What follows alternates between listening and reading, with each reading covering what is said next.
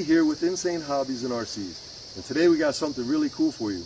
We got invited to a local fixed wing fun fly, and most of our fixed wing planes are nitro. And since the whole FPV rage, we've been kind of just flying drones and stuff like that, so we kind of got away from our fixed wings, but we decided to get one out and take it to the event.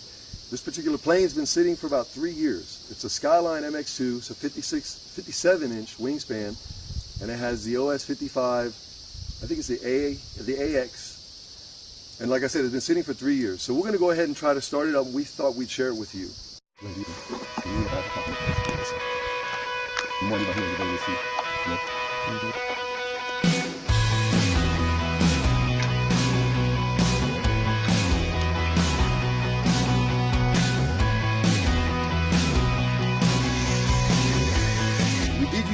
Proper storage procedures when the last time we put it away, and it's emptied the fuel cell, and we used some after run oil in it.